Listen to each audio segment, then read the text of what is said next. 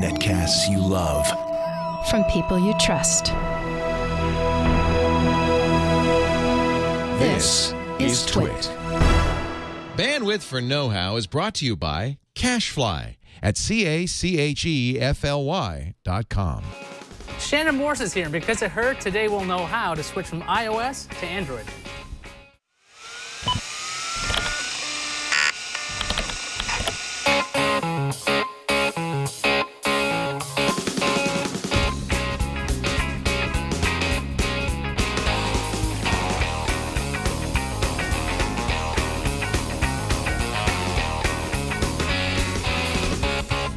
Hey, welcome to Know How. I'm iOS Akhtar, and this is Twitch. This is Twitch. This is computer Twitch. hardware. I'm all twitchy today because I've had a little bit far too much caffeine, but I'm still iOS Akhtar, and this is Know How. Today, Shannon Morse, our producer, is here because the project we're going to show you, because this is a project-based show, is how to switch from iOS to Android, because you have a Nexus 4 sitting around, and you're like, do.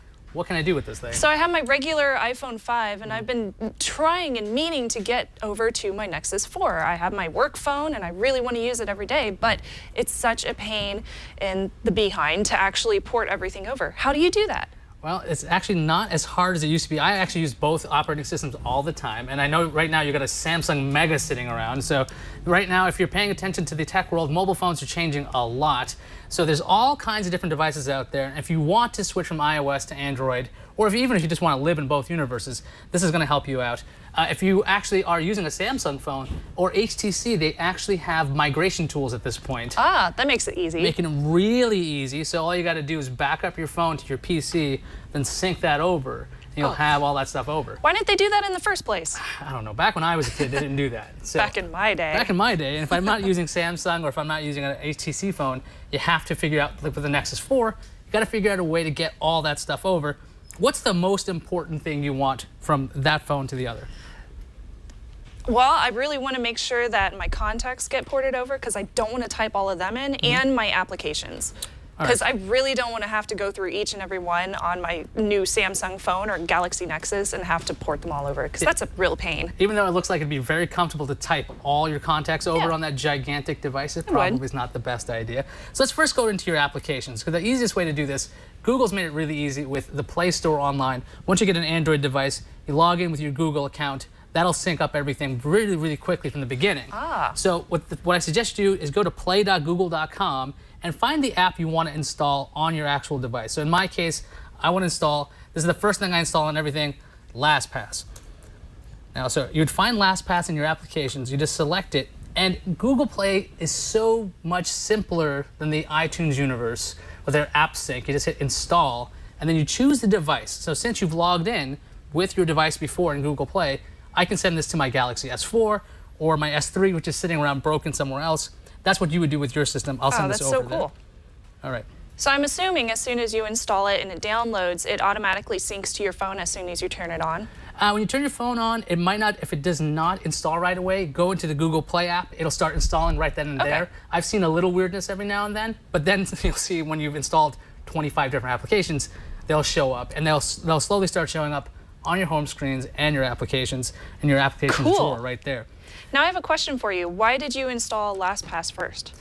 LastPass, because one, I don't know any of my passwords, and two, when I get all those apps like Twitter, Facebook, Path, whatever you're thinking of, all those applications, you got to input your passwords. Right. So what LastPass has in the application, assuming you're paying the $12 premium version, by the way, which is that $12 a year? $12 a year. Okay. It might sound like a lot of money just for something to get your passwords. Oh my God, $1 a month. I don't know what I'm going to do. But the big thing about Android, which is really awesome, is that you can have a LastPass keyboard.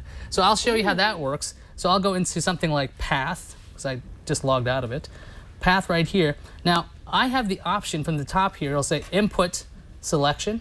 I'll pick LastPass as my keyboard, and then I'll hit LastPass as my keyboard.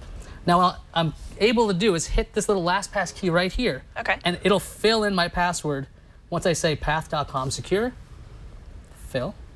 And there it is. That's cool. So you don't have to do like the old iOS dance of simply going into the application, than copy and pasting and then bring it over. Which I've been having to do for everything, because I use LastPass as well. That makes it way easier. So That's so nice. If you don't use LastPass, I highly suggest getting LastPass. I really like that you can use different keyboards too, because I use a lot of symbols in mine and I use generic passwords, so it's really important to me that I'm able to do that. And sometimes it's very hard with a regular keyboard on an iOS device, because you don't know what symbol actually corresponds with what key. Yeah, I will say the LastPass keyboard, not fantastic for typing. It doesn't have swipe. I really love using swipe. Yeah. If you're using iOS, you don't know swipe, it's this great way you can just take your finger and just keep dragging it around to do different keyboards. If you don't like that, you don't have to use it. I love it. But LastPass as a keyboard, not fantastic for that, but passwords are the easiest way to go when it comes to that. Okay, that's fun. Now what about contacts?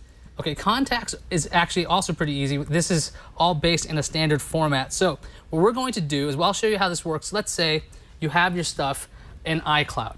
So I'm in iCloud right here. This is a little demo version of it, so the web page is load. You go into your contacts, and then what you would do is you'd see all your contacts in your regular window, and you would click select all down here in the settings button, and you'll have all your icons show up, then you know everybody's selected. From there, all you got to do is export your vCard.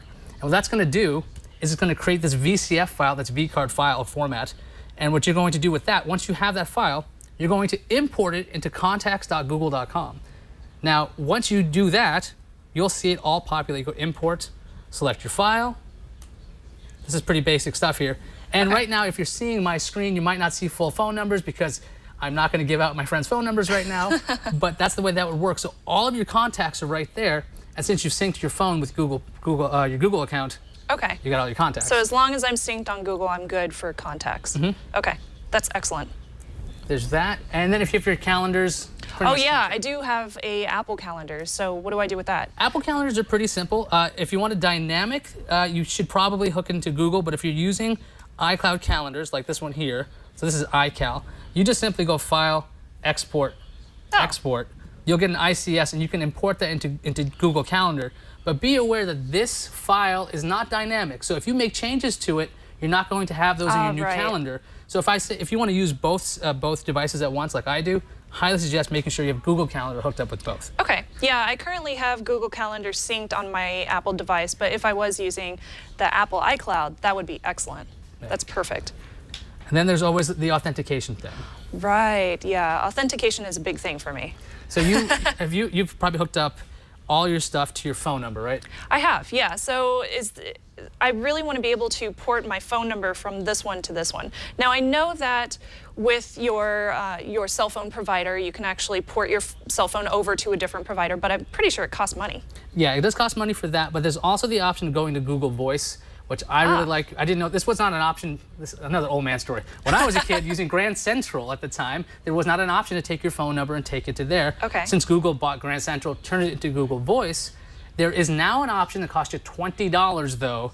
You go to Google, if you have a Google account, you just go to voice.google.com, sign up, and you'll actually be able to port your phone number over for $20. That's nice. So that means if, let's say you have your two-factor authentication going on, yes, and it's going to send a text to that phone number, once you have Google Voice attached to your new phone, you'll be able to receive that text right away. Perfect. Now, granted, there are limitations with Google Voice.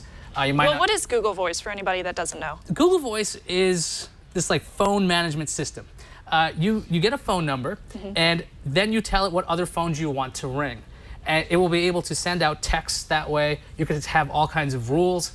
You could have it connected to 5 different phones. I use my Google Voice number to ring my fake landline at home, my cell phone, my work phone, depending on the different hours. So when yours rings, does it go off to all phones? All the phones depending on different hours. Yes, you can change the hours on that. That's kind of cool. I make sure when I'm at work it rings. When I'm not at work it doesn't ring there. I see. I don't want that going off for people answering it. Right, of course. But yeah, there are lots of different rules there. And also you move the texts around. That's really for your authentication aspect of Google Voice, assuming you're in the US, because it's still US only. Otherwise you're going to have to port your number. One day Google will make it available to the world, but not just yet. Now there is one other thing that I know is important to a lot of people, but for me, I just upload all of my files back to my computer, whether that's photos or videos or even music. I just leave on my computer. So I never really leave anything on my iPhone right now. Is there a way to take all of my media from my iPhone and put it onto my Nexus 4? Not a super easy way. There are lots of different, because you have photos, you got music, and you got videos. I'm going to hit each and one of these independently. So photos, I suggested this before, definitely use Dropbox and camera upload, because immediately you'll be able to bring things that way. So if you were in the photo stream universe, that kind of thing, that's not going to translate right away. So what you want to use is something that's cross-platform, and you'll have that available that way. Now granted, you can run into limitations because Dropbox is like 2 gigabytes for free. Yeah, that's true. But if you want to have all your photos everywhere, this is always a good option. There's also Google+. You can have that have its automatic camera upload, and you'll be able to have your photos that way. Yeah, be careful with that one. Yeah, you know, somebody wrote in about this because last time I talked about Google+ and their original uploading things were public. That's what I read in the news. That's changed now, so everything is private until you change it. So if you want to trust, you can trust Google. We're trusting Google for everything else, right? So why not? Boo, NSA. When it comes to music, I've also done the same thing you have when it comes to taking my files, and I don't necessarily sync them anymore, though. Yeah. It just seems like that's so old-fashioned. Usually all I do is just leave my MP3s or whatnot on iTunes on my Windows machine at home, and I'll use Google Music, or I'll just drag and drop them onto my iPhone, however I want, whatever artist I feel like listening to that day. But that's a pain because I have to plug my phone into my computer to do that. Right, because Android devices, you can bother to use like USB drives, just drag and drop. You can find the files, you can play them. That's great and everything. But I know I have a pretty curated iTunes library, or used to. Yeah, me too. And I have playlists, and I have all kinds of different tracks. And I found the best bridge to go from an iOS device to an Android device is the Google Music Manager, which is also free, up to, I think, 20,000 songs. Yeah. My library is far below 20,000 songs. And what it lets you do is, whatever is going on in your iTunes library, if you have playlists that are curated, those playlists are available on Play Music. You can choose what's actually downloaded to your machine, but you're probably going to be streaming everything when it comes to that. So if you've got data caps, definitely want to check into that. Nexus 4 on T-Mobile, at least in the US, you can do unlimited. Yeah. If you have unlimited, you don't care. I love that SIM card. It's awesome. Google Music Manager free. It works really well. You keep it running in the background, and as your play counts change, as your playlists change, all your Google stuff is constantly updated as well. Okay. So you can still have both right there. That's great. For videos, I have moved away from keeping videos on my devices just because they take up so much space. And you have different file types that you have to deal with too, which is a big problem for me. Well, I guess on Android, obviously, you could just drag and drop them if you wanted to, and then run them on something like MX Player. So you don't even have to bother to convert from DivX to XVID to MP4. You have to do any of that stuff. Or sorry, H.264. I know they're all MP4s. But you can use something, a long time ago I used this. It's called Double Twist. It's kind of like iTunes for Android. And what it does is it claims you'll take a file, you connect your device to your computer. You take a file, you drop it into Double Twist, and it'll convert that video file or music file to something that's compatible with your device. So this, back before, like when there was like Palm devices, it would try to convert those. I once had a Palm device, I'm sorry to say. Well, they were good. Yeah, back in the day. Back in the day. But yeah, Double Twist is for that kind of thing. I asked you guys on Google+, though, about how you found Double Twist. Seems like a lot of people that had used it before have run away from it. Really? They found it kind of buggy. They don't seem to like it anymore. My personal solution, I keep everything on my Pogo plug. So you just have that. If you don't know what a Pogo plug is, it's like an at-home server. You can have all your video files on that. You run the app on your Android or iOS device. Cool. Watch all your files that way. Or you can set up OwnCloud. We did an episode on how to set up OwnCloud. I didn't find it as nice as Pogo Plug, but OwnCloud is open source and it's more secure basically that way. Okay. That's how you can get all your media right there. So you get your videos, your music, your photos, your apps. Apps, yes. But there are still some downsides. Email, if you use Gmail, you can just port it over to your Gmail account on your phone. Yeah, email's pretty easy. It's like that's pretty simple. That's so easy. I'm not going to even cover that. If you don't know how to set up email, then I'll find a link. Tell you what, if anything I said was far too fast, and you're like, how do you do this? There'll be show notes at twit.tv/KH. Tons of show notes. We'll explain all kinds of ways to move things, how to find these different services. Pretty simple stuff, but it's a lot. I know we're covering a lot of things because we're going from one operating system to another. Obviously, I can't do this in the time span of like 20 minutes of the show, but... You can hit pause, though, because the episodes are available for download at twit.tv/KH. There's that. But, of course, there's some downsides, right? There are always downsides when it comes to this. Well, what are the downsides? Because I can't think of any at the moment. rebuying applications is something, right? So yeah, that's important. it's not like you get credit for buying something on iOS. Yeah. It'd be nice if you did, but you don't, right? So if I bought an application that costs $5, so you're gonna have to buy it again. You might not like that, but there could be a lot of substitutes that you find for that. Though a lot of times I have found apps that you purchase on Apple end up being free on Android. So it's kind of a perk of moving over to Android in a way. Some of them, I've seen WhatsApp was kind of like that, where it was free on iOS and they charge you a subscription Angry fee. Birds Change was that. like $1, $2 on iOS. It's free on Android. So you may have to rebuy stuff. That's one thing. There's also DRM content. If you're living in the Apple universe and you were like, I love iTunes video and I love old iTunes DRM'd music, because iTunes changed to DRM-free music. Well, what is an easy way to tell if my music is DRM'd? I would suggest, I mean, there's probably an automated way to do this, and I don't know it offhand, but for your tracks, I would suggest trying to run them in another media player. Okay. If something like VLC. Like VLC? Yeah. Yeah. If VLC can actually bother to play this track, Yeah. it probably works. Because Cool. iTunes usually wants to do Handshake. So if you have a bunch of iTunes content that's DRM'd, you're not going to be able to get access to that unless you're on your iOS device. There's a weird thing with Amazon. Now, Amazon Instant Video. I weird. have a bunch of Amazon content. They sell Kindles, which are on Android. Why don't they? Kindles have it and iOS have it, but you can't actually run run Amazon content on an Android device easily through an app. There's a workaround though, because I mean, what else would the show be if we didn't have workarounds? Right, of course. We're gonna have a full link to the actual tutorial on how to get the workaround. But what you effectively have to do with your Android device is you have to install Flash, Okay. which is not supported anymore. Then you have to install another application called App Installer. Then you have to make sure your settings are set to allow, unsecure applications or things Right. not from Google Play. Then you run these things. We'll have, again, the link at twit.tv/KH, which will give you Flash content in a browser, not Chrome. So see, this is a workaround. Any other thing but Chrome. Yeah, so Okay. you go to Dolphin, that's what I bothered to do, and then you can finally see Flash content Okay. on the device, and that's how you see Amazon Video. Got it. All right. Less than elegant. Right. Very janky. It's not the best thing, but if you don't want to go, if you want to still have Amazon content on Android, Yeah. this unfortunately is the reality until Amazon bothers to make an application for Android. And they're not doing that because they want to sell you Kindles, and that's a whole other thing. Okay, so we got that Amazon videos, the contacts. Wow, I think we covered everything. Yeah, and the other That's weird, great. the weird thing is there's a lot more. If you're in iOS in the old days and you don't even know what a notification tray is, Yeah. there's a lot of things that were on Android first and you'll be very familiar with. Yep.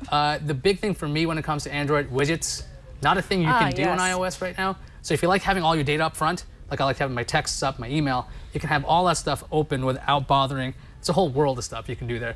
I'd definitely suggest watch All About Android on twit.tv/AAA, because if you want to find out what else you can do with this, what other applications you can find, that's a great resource. Jason Howell hosts it with Gina Trapani and Ron Richards, That's great. who's my voice double. So if you hear him, he Oh my sounds gosh, that's so true. I just noticed. sorry, it's true. We were on the same show together. It was a nightmare. Mind blown. They thought Ron was fighting with himself, but it was just me. That's awesome. Arguing with him. So that's pretty much everything you need to know to actually. Now you've got everything started. It Yes, feels I the do. I'm same. so excited now. I can't wait to go home and port everything over to all of the Androids. So all the Android. all of the Androids. So if you've got your own ideas, you can always go ahead and give us some comments on. Or you can email us comments. People have been doing this. knowhow@twit.tv. Alternatively, if you want your comments seen by everybody, go to Google+. We got a community. 4,000 of you guys now? I can't believe Wow. that. Over 4,000 people are in there sharing their ideas, their thoughts, trying to figure out different projects, suggesting projects. People are like, are you going to do video editing? Are you finally going to do a NAS box? Are you finally going to do this? Yes, we are. Also, I write back there. So go to gplus.to/twitkh because you'll see a nice public conversation. Sometimes we even shoot some other video content where you see me trying some weird stuff and all the fun behind the scenes stuff when it comes to know-how, because there's a lot of things that happen before we start the show. And there's also Twitter. Definitely check out you can tweet anything you want. Just use the hashtag TwitKH. I have a saved search. I always look for that, and that'll let us find, and Shannon's on there too. Yep. If you follow @Snubs or @Iaz on Twitter, you'll see every now and then we put up a question. We ask you your inputs, your ideas. We're always looking for that. And that's, I think, everywhere they can get to us. Yeah, everybody sent in really good emails on Twitter, or messages on Twitter this past week about what they use to port over their Android devices. So very helpful. Thank you so much. All right, so now you're going to be behind the scenes next week, I think. So I will. Why don't you just completely promote yourself right now? How should people find you online? You can find me, I do Before You Buy here at twit.tv/BYB. Yes, I produced that show. Oh, Did you know that? How is that the producer That's BYB why I so give you those mean? gadgets. Oh, that's why. Oh, yeah, surprise. And I also do Hack5 at hak5.org. And Threatwire. And Threatwire. And okay, she also produces this show. So if you're wondering, like, do. where does she go during the show? She's usually just behind that camera over there, helping us out, putting the show I'm the person together. behind the camera telling Ayaz to go like this. So now that you know how to make me smile, and how to actually take iOS, how to move from iOS to Android, go do it if you want to. I will. You will? Mm-hmm. You sure? Yes. Your Nexus 4 is just sitting there. I know. Getting dust.